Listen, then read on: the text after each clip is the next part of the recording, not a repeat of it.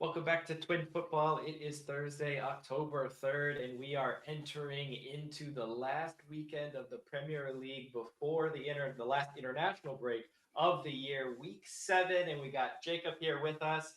But Jacob, before we dive into our predictions, we must start with the fact that it is the international break coming up, which means Pochettino's first 2 games in charge of the U.S. men's national team as we lead up to the World Cup in 2026. He released his roster of his 25-man squad that he's going to take to play Panama in Austin, Texas, and Mexico down in Mexico in a city conveniently called Akron, which I didn't know was a city in Mexico until yesterday. But hey, nice stadium down there. What are your thoughts on Pochettino being hired by Yeah. the U.S. and what are you excited for? Yeah. What's up, guys? It's good to be back. Lately, I've been kind of dreading every international break. It's usually just a time where I wait for the Premier League to come back and just hope that City players don't get injured. But this time, US has a new manager, first high-level manager back at the helm of US soccer since Jurgen Klinsmann, and it's just a really exciting time to be a US soccer fan. I can't wait. He didn't make too many shocking changes to the lineup. Zach Steffen was included, but he's been playing well in MLS. But I'm just excited for a new chapter. We needed it after a bad couple major tournaments under Berhalter, and I just can't wait to see the new style U.S. men's national team. Yeah, and, as a Chelsea fan, watching Pochettino over the last year or so, I was concerned about the hire for one reason, and that was he is someone who loves to work with young players over an extended period of time and slowly build them to the shape and the form that they want, instilling confidence in them. And this is obviously a team that has been a little bit tested going back to the missing the World Cup in 2018 and then building in 2022 and that great game at the end of the group stage in Qatar. And so I'm worried with only 2 years how he's going to be implementing his system. But I'm super excited is these first 2 games to see how he rolls out, how the players react to him, and how it gets going. One big loss, though, is the fact that Chris Richards will not be included in the roster due to a hamstring injury, and that is also a big loss for Crystal Palace, who play week 7. They open it up against Liverpool at home at Selhurst Park. And Oliver Glasner, unbeaten 7 games to start the season, or to end the last season, 6 wins, 1 draw to end last year. And this year, winless in 6. I don't, the tale of the last 14 games or so, I think it will be winless in 7 to match the 7 that they ended last year with. Liverpool only 2 goals against so far to start the season. Kanate with a miscommunication with Allison last week against Wolves. Otherwise, they were pretty much in control of that one from start to finish. Allison looks so weird without a beard, but he is back between the sticks, so it's going to be that much more difficult to get anything out of this for Crystal Palace. And they just can't get going. They just are riding through games, not really taking their opportunities. So give me Liverpool away at Selhurst Park. Yeah, next up we got Arsenal taking on Southampton. Arsenal coming off a thrilling win against Leicester, where it looked like they're going to drop points at the Emirates against the newly promoted side. But another goal off set pieces gave them the winning goal. This time it was Trossard, not Gabriel. Gabriel continues to win pretty much every header off every single corner kick. I don't know why teams aren't figuring out how to deal with that. Just honestly, double team him, foul him. I don't care. Barrington Diaz likes some dark arts. Maybe he should just bear hug Gabriel on the corner kicks for this matchup. Teams really need to start to figure out how to break down Arsenal's set pieces. They're on fire with that. They've scored in 3 consecutive games off corner kicks. Southampton coming off a loss against Bournemouth where they were just completely outclassed in the first half.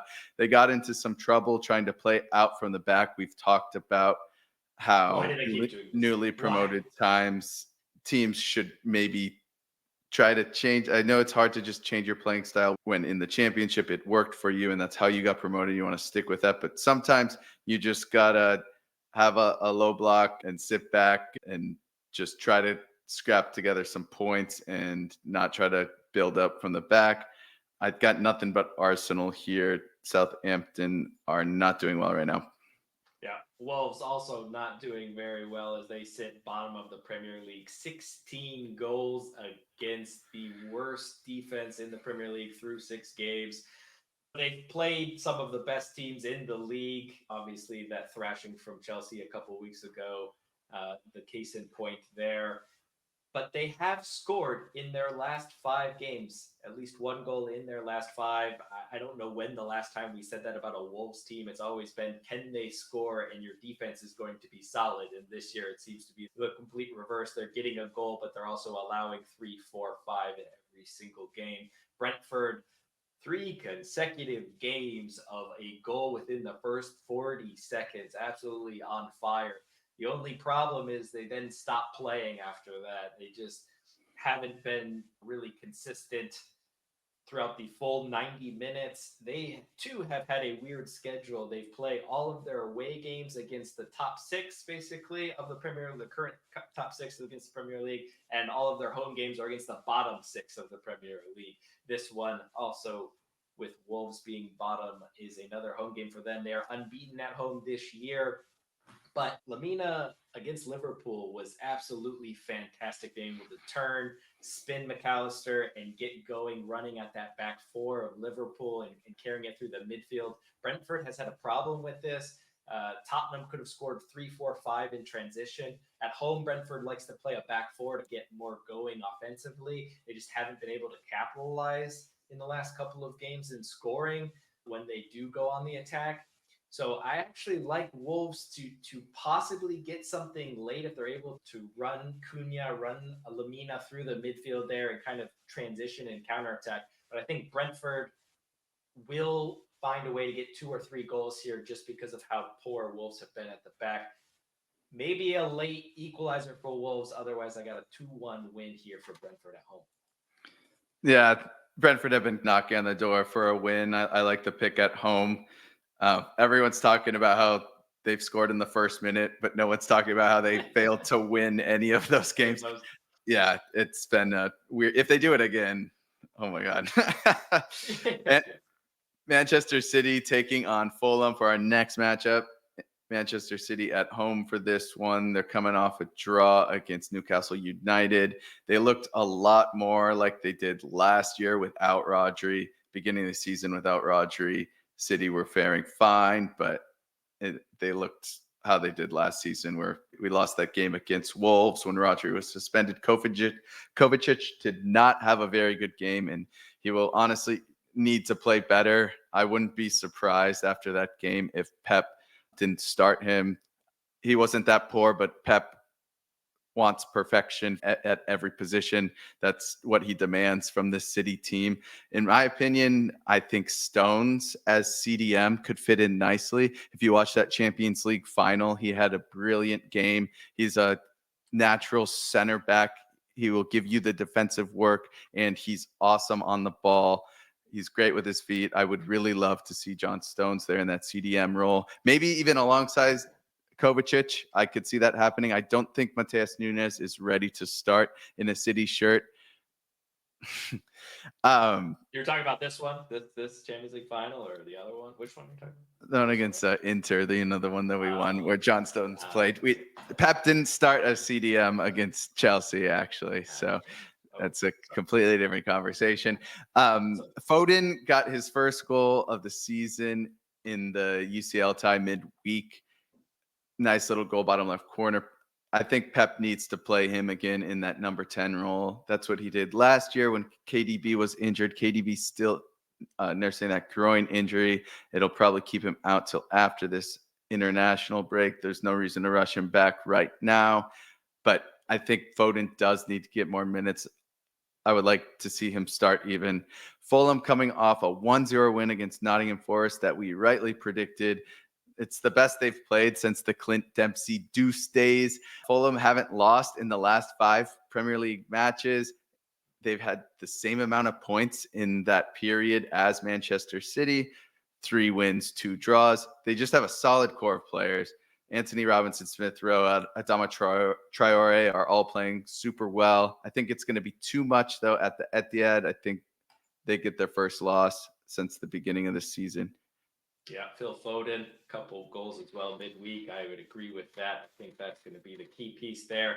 West Ham trying to also get a win at home here to kickstart their season. Lopetegui got to be on the hot seat still, as you mentioned last week. Still cannot get this team firing on all cylinders.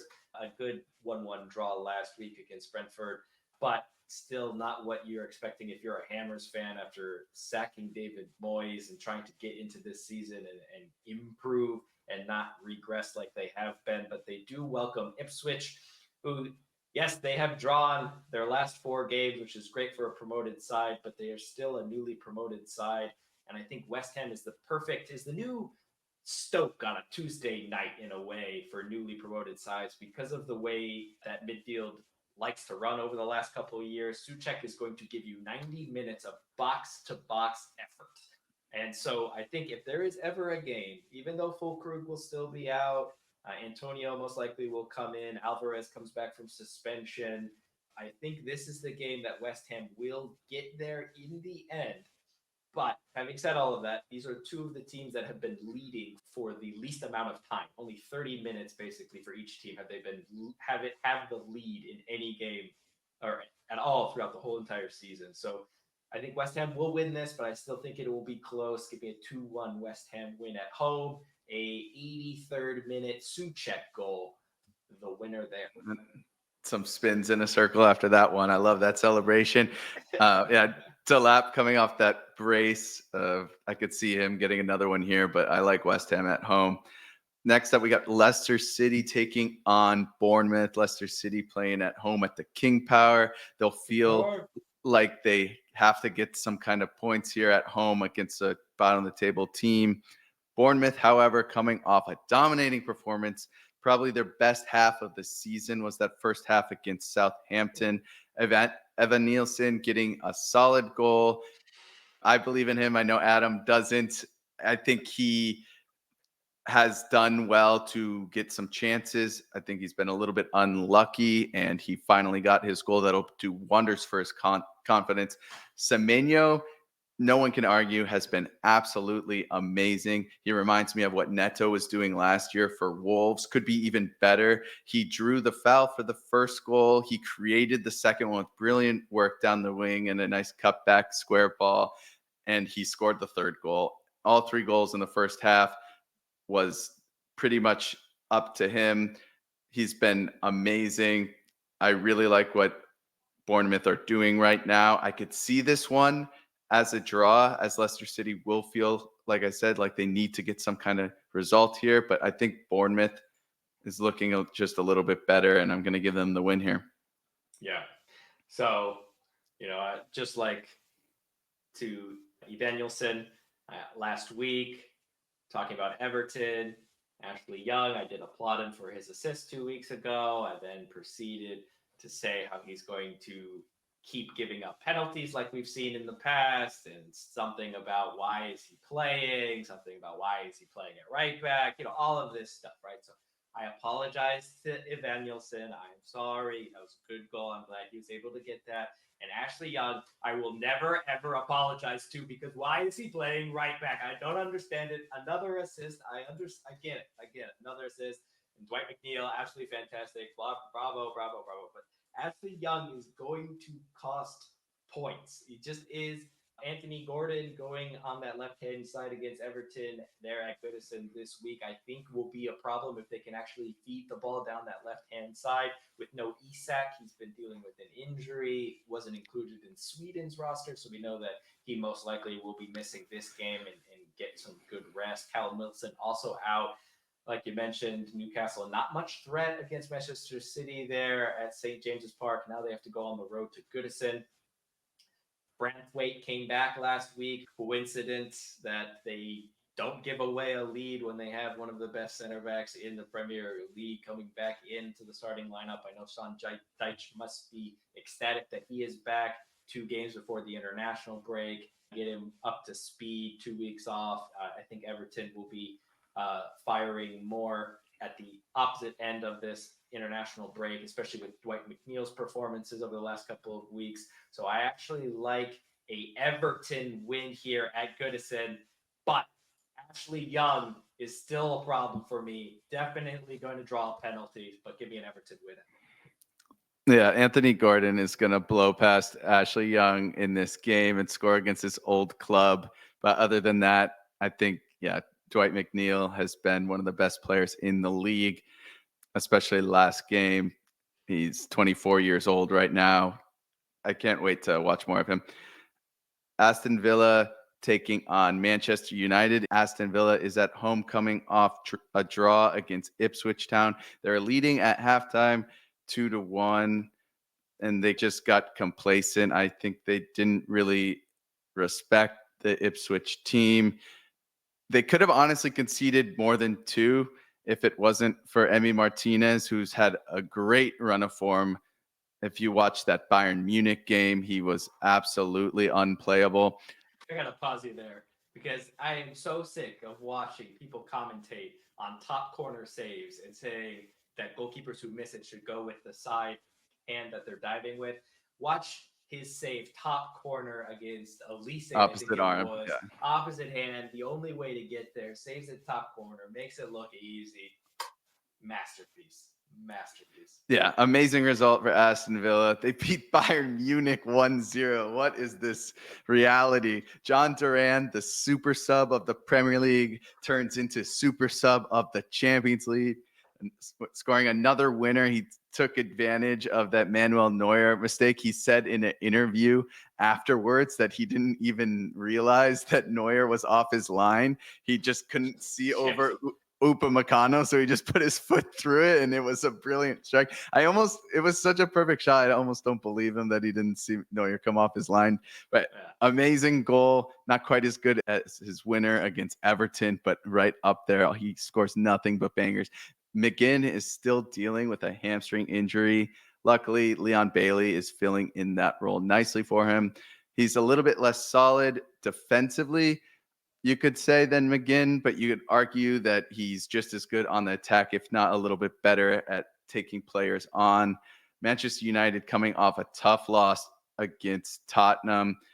They let Van de Ven pick up the ball inside his own half and just dribble straight through the entire team. He ends the run by just an easy open square pass to the back post, and Brennan Johnson just taps it in.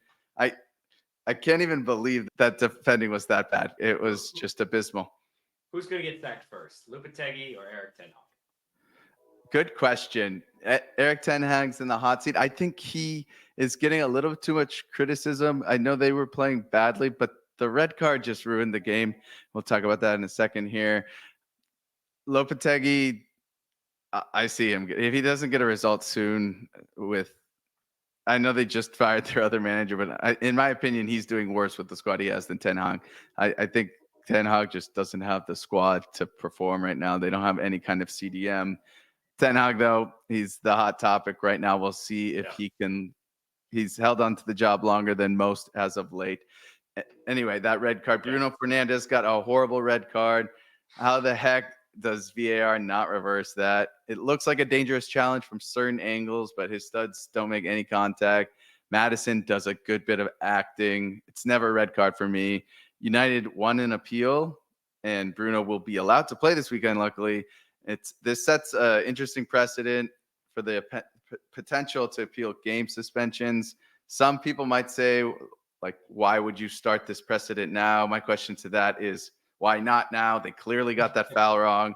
Newcastle supporters will probably feel most hard done by this decision because they appealed that Fabian Schär red card and it got denied somehow. So that looked really strange from the Premier League that they disallowed that one and then they're allowing this appeal. But even as a City supporter, I'm totally fine with this appeal going through. I think it should happen.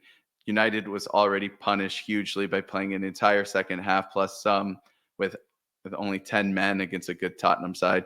I don't think the red card affected the match whatsoever, other than it made Ten Hag look worse than he would have potentially. Like maybe they don't get the 3-0, maybe it's only 2-0. Great matchup here.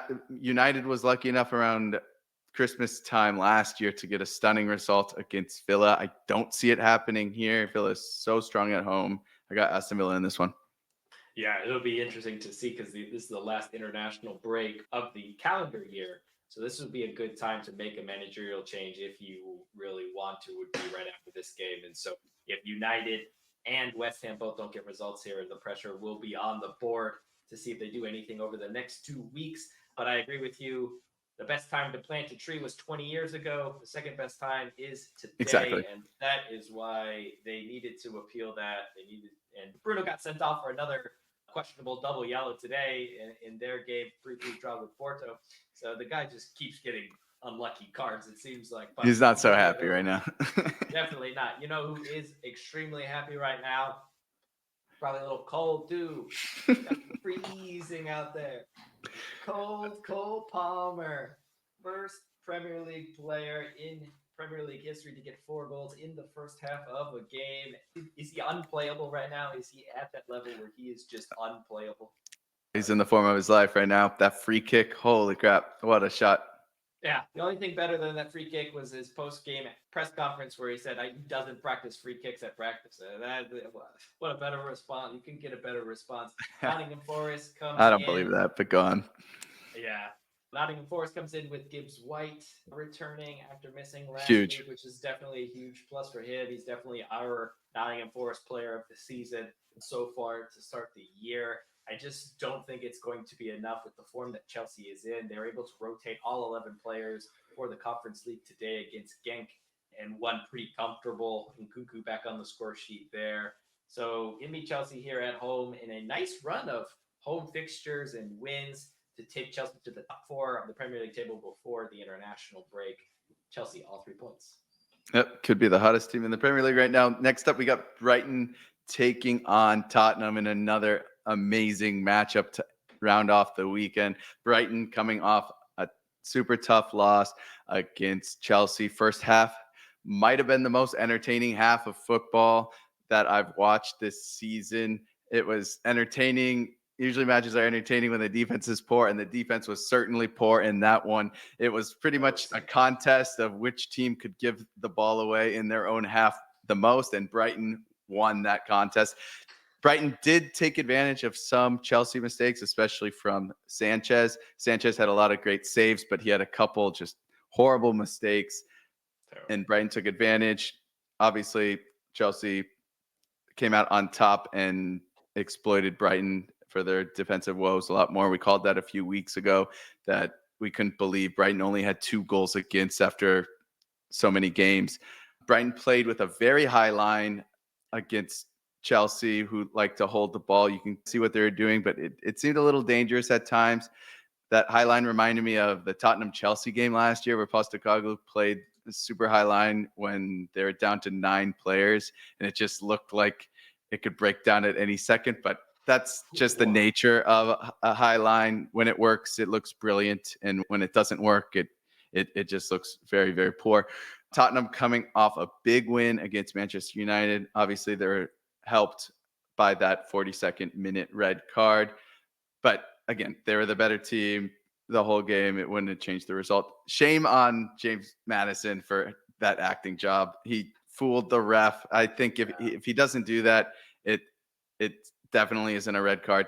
But obviously, VAR messed up more than anyone. Yeah. I was criticizing Bertrand Diaz for that red card he drew to Fabian Schär. So I had to shame James Madison, even though I love him there, because that's just some abysmal, right? Abysmal acting. Solanke got another goal against United. A lot of people were saying that the Spurs shirt was too big for him, but he's only played in 4 Premier League matches. He's been injured, guys. Calm down. He's scored in consecutive Premier League games now. He scored in 3 straight games in all competitions. He didn't score today, but he only played for about 8 minutes. He subbed on the 82nd in the Europa League win. The only games he hasn't scored was his first one where he was nervous, and against Arsenal, who's arguably the best Premier League defense. Liverpool fans will disagree with that, but Saliba is certainly the best center back in the Premier League right now. They got that Europa League win. Tottenham's on a great run of form. Udogie and Son doesn't look too optimistic that they're going to be back. We'll see what happens. They definitely need them. Brennan Johnson is on an amazing form. He scored again today. He scored 5 out of 5 games. With Brighton at home, I think there's going to be a reaction after that Chelsea loss. And I think they manage a draw here. I want to pick Tottenham because they've been so hot, but Brighton at the Amex, I think there will be a reaction to that loss that they took against Chelsea, and I think it's a draw. Yeah, we'll see if they come back out with that high line and if they learn anything. With high line with Lewis Dunk doesn't seem like it's a recipe for success there. So we'll see if they Yeah, need play a it. little bit No more Sun. pace. Yeah, no Sun is definitely got to be a plus if you are going to play a high line. Solanke may be a little bit easier to deal with when you're playing a high line than someone like Son or Timo Werner. If he gets to play with that high line, he's going to be in and behind every other pass. But there you have it. There are our Premier League picks for Week 7 going into the international break. And so enjoy the weekend. We got NFL, college football, and the last week of the Premier League before the international break. And that'll do it all from the Twins here. And remember, football is life.